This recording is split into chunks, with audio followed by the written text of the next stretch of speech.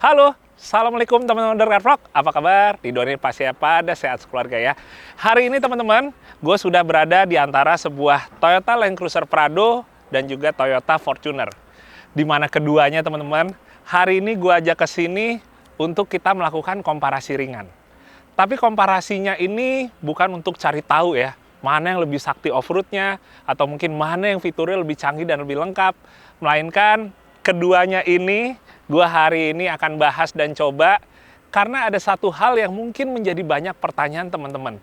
Jadi kenapa di Prado ini riding quality atau kualitas berkendaranya itu bisa lebih baik daripada di Fortuner? Padahal kalau kita ngomongin platformnya atau basisnya, kurang lebih kedua ini bisa dianggap sama. Ukurannya pun juga sama, yaitu medium size SUV secara global. Nah, kira-kira apa aja yang ngebedain? Simak videonya ya.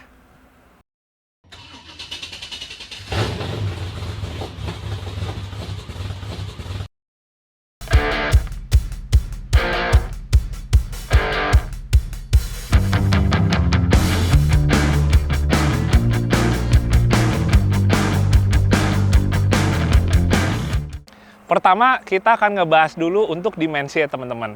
Jadi kedua mobil ini emang menjadi mobil yang boleh dibilang secara ukurannya berada di kelas segmen yang sama, yaitu medium SUV.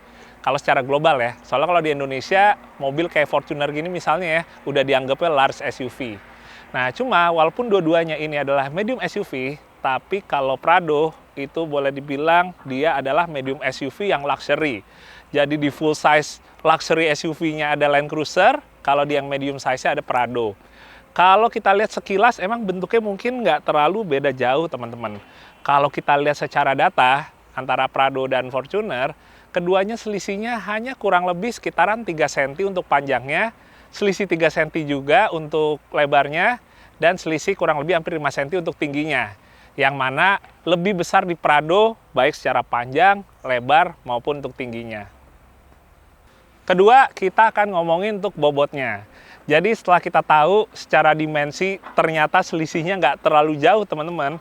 Tapi kalau kita ngomongin bobotnya, ternyata lumayan banget selisihnya. Untuk Fortuner, karena dia varian yang 4x4, jadi kan bobotnya ada tambahan dari misalnya gardan depan dan juga transfer case. Jadi untuk yang Tetra Drive ini, dia bobotnya kurang lebih di 2,1 ton teman-teman. Sementara untuk Prado ini, dengan menggunakan mesin diesel, yang mana biasanya mesin diesel itu emang lebih berat daripada mesin bensin, bobotnya itu sekitar 2,3 ton. Tapi kalaupun mobil ini merupakan varian yang mesin bensin, tetap selisihnya dengan yang Fortuner cukup jauh teman-teman. Berarti ada sesuatu yang boleh dibilang mungkin itu akan berpengaruh terhadap kenyamanannya. Kita lihat lagi lebih jauh ya. Next teman-teman, kita akan ngomongin buat wheelbase-nya atau jarak dari titik roda depan ke titik roda belakang. Kalau di Prado ini 2790 mili. Dibilang panjang, cukup panjang, walaupun nggak sepanjang Land Cruiser ya, yang wheelbase-nya dianggap sangat ideal untuk off-road, yaitu 2850 mili. Jadi Prado kalau kita bandingin sama Land Cruiser, kurang lebih wheelbase-nya lebih pendek sekitaran 6 cm teman-teman. Sementara kalau di Fortuner teman-teman, wheelbase-nya adalah 2745 mili. Jadi lebih pendek dari Land Cruiser, bahkan lebih pendek dari Prado. Kalau diselisih sama Prado, kira-kira 5 cm. Tadi kalau kita ngomong dimensi, bedanya 3-5 cm, terus ternyata wheelbase ini juga bedanya sekitaran 5 cm. Tapi 5 cm di wheelbase ini sangat berpengaruh teman-teman. Dimana kalau wheelbase itu semakin panjang, maka kalau kita ngomongin untuk handling dan juga kenyamanannya, itu akan lebih enak daripada mobil yang wheelbase-nya pendek. Itu dia teman-teman, mungkin kita udah dapat satu clue ya, kenapa naikkan, kita ngomongin handling atau bantingan yang ada di Prado, itu bisa lebih enak daripada di Fortuner teman-teman. Jadi kalau kita ngomongin wheelbase ini teman-teman, gue suka ngibaratinnya itu kalau ada penggaris ya. Kalau ada penggaris yang panjang gitu, semakin penggarisnya panjang, itu kalau misalnya kita tekan itu kurang lebih dia semakin ngayunnya empuk. Tapi kalau misalnya penggaris yang pendek, kurang lebih dia lebih kaku atau lebih keras saat kita tekan ke bawah. Next teman-teman, kita akan ngebahas untuk ground clearance. Jadi ground clearance di Prado varian ini adalah 220 mili. Kalau di Fortuner varian ini adalah 193 mili. Yang pengen gua sampaikan teman-teman tentang ground clearance ini adalah kalau menurut gua di Indonesia ini mungkin ground clearance terlalu diagung-agungkan ya teman-teman ya. Seakan-akan ini menjadi faktor penentu utama dalam melihat apakah mobil kita itu sakti apa enggak, apakah mobil kita tangguh apa enggak untuk melewati misalnya genangan banjir, jalan rusak, dan lain-lain. Padahal ground clearance itu dengan mudahnya akan berubah dengan penggantian beberapa barang. Misalnya menggunakan ban yang lebih tebal, atau misalnya menggunakan per yang lebih tinggi, dengan mudahnya akan berubah. Kalau pengalaman di dunia off-road teman-teman, kita teman-teman off-road nih jarang nyebutin ground clearance masing-masing. Karena itu bukan menjadi penentu utama seberapa saktikah mobil kita di medan yang kita lewatin. Nah, jadi teman-teman, ambil contoh misalnya mobil ini, kalaupun Fortunernya ground clearance lebih pendek, tapi dia menggunakan snorkel. Sementara misalnya si Prado ini, dia ground clearance-nya lebih tinggi, tapi nggak ada snorkel. Pada akhirnya, yang lebih aman atau lebih sakti dalam melewati genangan banjir, itu udah pasti Fortuner ini. Itu sebagai contohnya aja teman-teman. Jadi boleh dibilang nggak terlalu menjadi faktor yang penentu banget, tapi ya di satu sisi minimal kita tahulah tentang kondisi atau spesifikasi dari kendaraan kita masing-masing. Next teman-teman, kita akan ngebahas untuk mesin. Gue coba buka dulu keduanya. Pertama yang Prado. Wah, enak. Udah pakai hidrolik. Sama yang Fortuner sekarang kita buka. Wah, ini masih sedikit pakai tenaga. Oke. Jadi kedua dari mesin ini teman-teman adalah mesin turbo diesel 2,8 liter. Kodenya adalah 1 GD FTV, tenaganya juga sama yaitu 201 HP, torsinya 500 Nm. Walaupun keduanya sama teman-teman, bahkan kalau kita lihat di brosurnya, tapi antara mesin 28 yang ada di Prado dan mesin 28 yang ada di Fortuner ini, dia tetap ada perbedaan secara parts yang menempelnya maupun juga untuk teknologinya. Sedikit intermezzo teman-teman, jadi kalau kalian mungkin ingat pas gua nge-review Fortuner generasi sekarang yang udah facelift, di situ gua kasih tauin kalau ternyata mesin 2GD-nya mengalami beberapa penyempurnaan, jadi parts-nya juga ada yang beda. Untuk di versi yang facelift ini, si mesin 2GD ini juga mengalami peningkatan tenaga. Dan itu semua sebenarnya menjadi logis ketika kita ketahuin ada beberapa bagian yang baru di mesin 2GD yang versi Toyota Fortuner facelift. Ternyata kejadian itu juga sama di mesin 1GD-nya ini. Di mana ada penyempurnaan atau peningkatan secara teknologi atau juga yang lain-lainnya yang sayangnya nggak disebut di brosur dari Toyota, teman-teman. Jadi kurang lebih kita udah tahu teknologi yang ada di mesin 1GD FTV yang menempel di Fortuner. Tapi kalau yang di Prado, ternyata ada beberapa bagiannya yang menurut gue cukup signifikan. Pertama, injektornya dia udah beda antara yang Prado dengan yang di Fortuner. Untuk ECU atau komputernya juga udah menggunakan ECU baru yang mappingannya atau settingannya lebih optimal lagi teman-teman. Terus yang lebih signifikan, sekarang untuk intercoolernya dia itu sistemnya adalah water to air intercooler. Sementara yang paling membedakan, kalau 28 yang di Prado ini, dia udah Euro 6 teman-teman. Jadi ada tempat untuk kita memasukkan cairan AdBlue. Itu salah satu yang membedakan. Jadi kalau misalnya kayak gua nyium ya, atau ngerasain asap di antara kedua mobil ini, emang yang di Prado ini asapnya lebih terasa nggak terlalu bau ya. Emang lebih terasa bersihnya ketimbang asap yang keluar dari Fortuner. Nah teman-teman, karena kita lagi bahas mesin, gue sekaligus pengen ngasih tahu rekomendasi oli yang cocok untuk mobil diesel kalian. Ini adalah Motul TRD Sport Diesel. Jadi ini adalah satu-satunya oli teman-teman yang berlisensi TRD. Jadi Motul dan TRD atau Toyota Racing Development, mereka berkolaborasi untuk ngembangin oli berperforma tinggi, tapi di satu sisi nggak ngorbanin yang namanya kenyamanan maupun efisiensi dari bahan bakar. Dan kalau ngomongin bahannya, udah pasti 100% sintetis ya teman-teman. Nah kemudian kalau kita ngomongin harganya, kurang lebih sekitaran 400 sampai 500 ribuan per galon. Dan kalian bisa dapetin di toko seperti misalnya Backquick, lalu juga Astra Auto Service, dan juga Shop and Drive. Tapi pasti kalian bisa dapetin juga sih di toko ataupun bengkel langganan kalian. Jadi cobain deh, ganti oli mesin diesel kalian pakai ini. Next teman-teman, kita akan ngebahas untuk sistem 4WD dari kedua buah mobil ini. Kalau di Prado, itu sistemnya adalah full-time 4-wheel drive. Sementara kalau di Fortuner yang sekarang ini adalah part-time 4-wheel drive. Kalau ada yang nggak tahu kira-kira bedanya apa, secara sederhana ya teman-teman, kalau yang full-time 4WD itu, dia bisa dipakai secara terus-menerus. Baik mau kita lagi di medan off-road maupun lagi di aspal. Jadi nggak ada yang perlu kita ganti ya saat kita pindah antara off-road dan juga on-road. Sementara kalau yang part-time 4-wheel drive, itu dia ada pilihan untuk kita ngubah ke 4x2. Jadi kita tinggal pilih mau 4x2 pas kita lagi pakai di aspal, atau 4x4 pas kita lagi pakai di medan off-road seperti misalnya di tanah.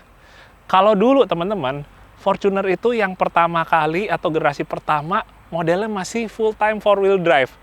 Tapi emang mungkin kurang cocok dengan market di Indonesia, sehingga akhirnya diganti ke part-time 4-wheel drive. Tapi itu cuma opini gue aja ya teman-teman ya. Kenapa? Kalau misalnya full-time 4-wheel drive itu dirasa kurang cocok buat sebagian orang karena konsumsi BBM-nya yang lebih boros teman-teman. Karena sepanjang waktu itu mobil dipakai, keempat rodanya gerak terus teman-teman. Beda sama yang part-time, kalau kita lagi full pakai aspal terus tiap hari, ya udah 4x2 aja. Gardan depan nggak akan gerak dan nggak akan nambah beban ke mesin yang berpengaruh ke konsumsi BBM. Sementara teman-teman, kalau enaknya dari full time 4-wheel drive itu, kita pertama nggak perlu repot ya, antara mindahin 4x2 ke 4x4. Jadi udah tinggal gas aja, nggak perlu pusing. Dan enaknya lagi, kalau kita tinggal di daerah yang 4 musim misalnya, saat salju di jalan aspal atau di jalan raya, itu sangat nolong banget dengan keempat rodanya bergerak. Jadi boleh dibilang traksinya bisa lebih maksimal tanpa perlu kita banyak mikir apa yang harus dilakukan ya dengan 4-wheel drive di kendaraan kita. Ya, jadi balik lagi masing-masing ada plus minusnya untuk si sistem 4WD-nya. Oke, bismillah. Assalamualaikum. Ya teman-teman, sekarang kita akan ngebahas untuk posisi duduk. Dan kita akan mulai dulu di kursi depan dari Fortuner. Kalau duduk di Fortuner, mungkin teman-teman banyak yang udah tahu atau hafal rasanya seperti gimana ya. Kalau dari opini gue teman-teman, pertama untuk dashboardnya ini ngebuat kita terasa lebih mendelep ya atau tenggelam ya. Tapi itu karena posisi dashboardnya yang menurut gue cukup tinggi. Sementara posisi badan kita duduknya itu terasa kaku, tapi dalam konotasi yang menurut gua positif teman-teman. Jadi posisinya benar-benar kayak kita pakai 4x4 sejati, di mana posisinya itu kakinya lebih ngelekuk, lebih berasa commandingnya, dan terasa banget utilitarian ya dari kendaraan ini. Karena kalau sekarang banyak kendaraan 4x4 yang udah modern banget, udah ter-crossover kan, sehingga duduknya tuh udah lebih kayak sedan, di mana kaki lurus. Tapi kalau di Fortuner ini, yang gua suka duduknya itu nekuk, jadi kalau kita untuk kebutuhan off-roadnya itu malah jauh lebih enak atau kepegang mobilnya. Tapi kalau misalnya kita pakai untuk on-road atau perjalanan jauhnya, mungkin emang terasa kurang nyaman atau kayak lebih gampang badannya pegel atau nggak enak gitu ya teman-teman ya, dibandingkan mobil yang duduknya udah lebih berasa selonjoran lagi gitu. Tapi satu hal yang kurang gue suka dari Fortuner, walaupun dia udah tilt steering dan juga teleskopik, tapi posisinya yang paling dekat ke gua itu kurang lebih masih berasa kurang deket. Jadi serba salah. Gua mau coba majuin kursinya, kakinya yang ada nekuk banget. Sementara kalau misalnya kursinya gua mundurin ke posisi yang paling enak, setirnya masih kerasa agak sedikit kejauhan teman-teman. Tapi ya overall yang lainnya menurut gua oke dan pas aja ya, cukup banget. Sementara teman-teman, kalau di Prado, ini rasanya emang seperti kita seakan-akan lebih tinggi. Tapi sebenarnya ini karena untuk bagian dashboardnya, dia lebih rendah daripada Fortuner. Jadi emang untuk kita ngelihat ke depannya itu lebih enak. Tapi di satu sisi, untuk posisi duduknya emang nggak se-utilitarian yang ada di Fortuner. Jadi duduknya emang kakinya agak lebih lurus lagi teman-teman, agak lebih lempeng lagi. Jadi rasa-rasa seperti kita lagi nyetir crossover SUV-nya, itu lebih ada duduk di Prado ini, teman-teman. Terus buat setirnya kan juga sama, dia udah tilt steering dan juga teleskopik. Cuma dia elektrik, jadi mesti gua kontak dulu. Nah, posisinya teman-teman, setelah udah... Oh ya, siap.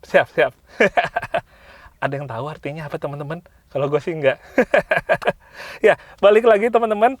Kayak gue bilang tadi teman-teman, buat tilt steering dan juga teleskopiknya di Fortuner itu nggak ngebikin gue dapat posisi yang optimal. Kalau di sini gue bisa dapat optimal ya teman-teman. Jadi kalau gue mundurin, terus gue atur naik turunnya, ini tadi udah gue set, gue dapat nih posisi yang kurang lebih ke setirnya aman, nggak terlalu kejauhan, tapi di kakinya juga nggak sampai terlalu nekuk banget. Jadi posisi duduknya lebih enak, dapat lebih lempeng. Tapi teman-teman, kalau ngomongin buat dipakai lagi nyetir off-road, gue akan lebih memilih posisi di Fortuner. Posisi yang boleh dibilang lebih seperti naik 4x4 sejati dari zaman dulu, lebih tegak, lebih agak ngelekuk kakinya. Jadi untuk kita ngontrol dan kita boleh dibilang ngelihat sekelilingnya itu jauh lebih enak. Oh iya teman-teman, ini sebenarnya sih mau ngomongin sedikit fitur ya, tapi nggak untuk dibanding-bandingkan karena gue pure atau murni cuma pengen ngomongin posisi duduk. Kalau di Prado, ini dia joknya selain emang terasa lebih empuk dan nyaman, dia bagian tengahnya itu modelnya udah perforated ya. Jadi udah ada bolong-bolongnya supaya sirkulasi udaranya ke punggung atau bagian pahanya itu terasa lebih enak. Jadi terasa lebih napas, nggak gampang gerah, dan overallnya emang lebih nyaman si badan nempel di jok ini. Tapi balik lagi, itu sekedar info tambahan aja ya yang ada di Prado ini. Lanjut ke jok tengah atau jok baris kedua teman-teman. Pertama kalau di Fortuner yang gua rasain sih lebih dari cukup ya. Pertama untuk legroomnya, malah legroomnya hitungannya lega. Kalau untuk headroomnya emang sedikit lebih sempit, tapi nggak bener-bener sampai yang gampang mentok atau kejedot gitu. Terus untuk joknya, kayak gue bilang tadi, kalau di Prado itu dia modelnya udah yang perforated ya. Jadi lebih berasa di punggungnya terutama kayak ada aliran udara, jadi lebih napas aja gitu, nggak gampang gerah. Tapi kalau untuk lekuk atau senderannya, menurut gue sih Fortuner baris kedua sih udah oke banget teman-teman. Kakinya enak, kepala yang nggak kejedot, senderannya pas. Cuma emang yang baru berasa begitu kita pakai jalan, terutama udah jalan jauh teman-teman. Jadi kalau sekedar duduk diem gini aja, menurut gue sih di baris keduanya Fortuner sih lebih dari cukup atau hitungannya oke lah ya. Pindah ke baris 2 Prado teman-teman. Pertama yang gue pengen bahas adalah untuk legroomnya. Jadi legroomnya hitungannya nggak terlalu beda jauh ya sama di Fortuner tadi. Sama-sama luas untuk jarak kakinya. Tapi yang lumayan ngebedain adalah untuk headroomnya, dimana headroomnya di Prado ini terasa lebih jauh lagi. Jadi buat teman-teman yang posturnya tinggi, misalnya kayak gua 178 cm atau mungkin lebih, rasanya masih aman banget dari yang namanya mentok ke plafon teman-teman. Sementara buat joknya ini yang beda, ya pastinya ini dia ya, masih diplastikin. Tapi kalau ngomongin duduknya, nyendernya, sebenarnya kurang lebih rasanya nggak terlalu jauh sama yang di Fortuner tadi. Tapi yang lebih berasa enak itu untuk bagian pahanya ya. Untuk bagian yang kakinya ini terasa lebih enak aja gitu ketimbang yang di Fortuner. Nah, jadi secara overall teman-teman, mungkin kalau sekedar duduk gini aja, emang antara Fortuner dan Prado, dua-duanya nggak terlalu beda. Hitungannya masih mirip.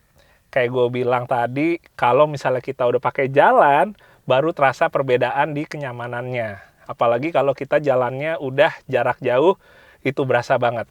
Taruh misalnya habis ratusan kilo, kita duduk di baris kedua Prado dan Fortuner, turun dari mobil, nah itu kerasa bedanya di badan teman-teman. Sekarang kita akan ngomongin untuk kapasitas bagasi ya teman-teman. Kita mulai dulu dari Prado. Nah kalau Prado bukanya ke samping kayak gini. Dan kalau di Prado ini teman-teman, enaknya pas jok baris ketiganya ditidurin, dia itu bagian bawahnya rata alias flat. Sementara buat kapasitasnya sekitar 553 liter teman-teman. Sementara kalau di Fortuner teman-teman, ya kita udah tahu. Pertama buka bagasinya ke atas ya atau lift gate. Emang ini jadi salah satu kelebihan juga. Soalnya kalau di Prado itu bukan masalah buka ke sampingnya ya, tapi ya dia nggak ada power back door-nya. Walaupun kembali lagi ada yang butuh, ada juga yang enggak. Nah, sekarang kalau ngomong kapasitas dari bagasinya, teman-teman, ini dia ternyata lebih banyak atau lebih besar dibandingkan Prado. Dan selisihnya lebih dari 150 liter. Jadi kalau di Fortuner, ini saat kursi baris ketiganya dilipat, dia kapasitasnya sekitar 716 liter, teman-teman. Tapi tetap emang ada minusnya juga, walaupun dia lebih gede, tapi pertama bagian bawahnya nggak full flat atau nggak full rata. Sama satu lagi, kalau jok yang dilipat ke samping, itu kalau buat kita teman-teman yang suka road trip atau misalnya overland bawa barang banyak, ini emang cukup ngeganggu ya. Posisinya ada di samping gini. Jadi walaupun kita ngomong 716 liter, lebih banyak kapasitasnya, tapi tetap nggak bisa benar-benar efisien karena agak sedikit keganggu sama kedua jok ini yang nempel di sisi samping, teman-teman. Dan yang terakhir, teman-teman, yang kita akan bahas yaitu bagian kaki-kaki atau suspensi, termasuk juga untuk bagian sasis. Ini mungkin menjadi salah satu yang boleh dibilang paling penting juga, dan boleh dibilang ini yang paling berpengaruh untuk perbedaan keduanya. Kayak gua sempat bilang, teman-teman, antara keduanya ini emang dia itu sebenarnya pakai sasis yang boleh dibilang hampir sama. Jadi walaupun Fortuner itu lebih pleknya sama Hilux, Prado lebih plek sama FJ Cruiser, tapi dia tetap ada beberapa bagiannya yang boleh dibilang sama. Yang udah kerasa bedanya adalah bagian suspensi. Ini kita lihat dulu suspensi yang pertama untuk di Fortuner, teman-teman. Dia modelnya atau sistemnya adalah double wishbone. Ini upper armnya, ini lower armnya. Sementara kalau kita lihat di sini, teman-teman, konstruksinya sebenarnya hampir sama dengan di Hilux. Kita lihat di sini kurang lebih segini ukurannya untuk si batang stabilizernya ya, teman-teman ya, atau sway barnya. Terus juga kalau teman-teman lihat nih ya, perhatiin kurang lebih segini ukuran dan bentuk dari si upper control armnya. Terus shocknya model coilover. Terus habis itu untuk lower armnya seperti ini, teman-teman. Nah, sekarang kita akan ngelihat untuk yang di Prado. Ini yang lower armnya.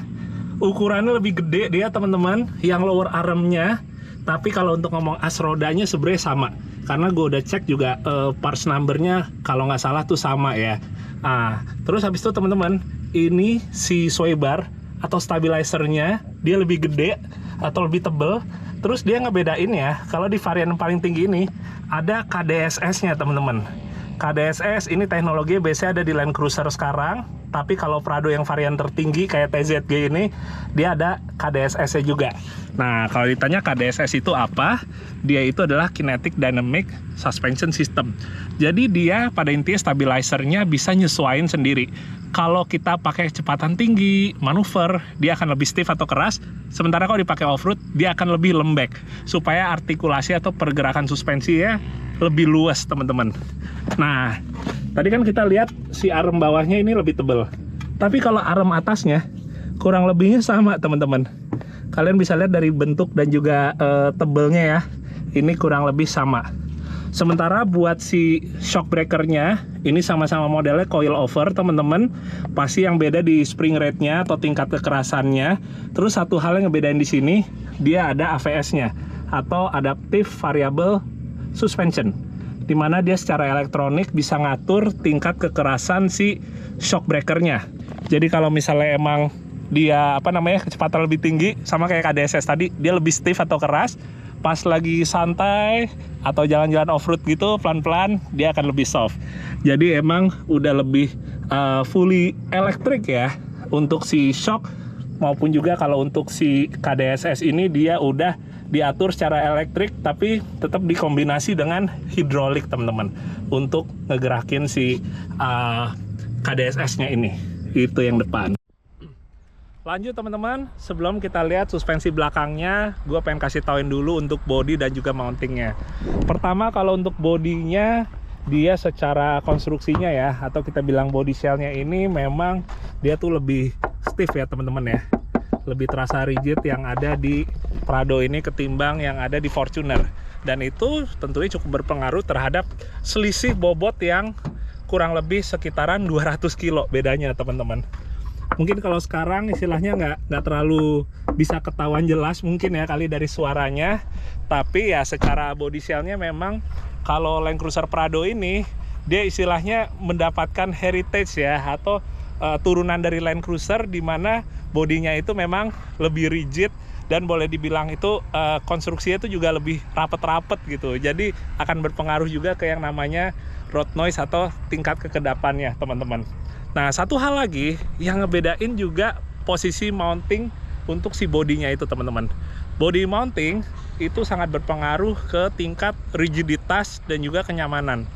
Jadi body mounting yang di Prado ini dia juga berbeda modelannya dengan yang ada di Fortuner. Walaupun kalau untuk sekarang ini sayangnya mungkin nggak terlalu bisa terlihat jelas ya teman-teman ya. Tapi emang pengaruh dari mounting misalnya pada body atau bagian lain itu cukup berpengaruh, walaupun sesimpel misalnya hanya karet bulat aja teman-teman.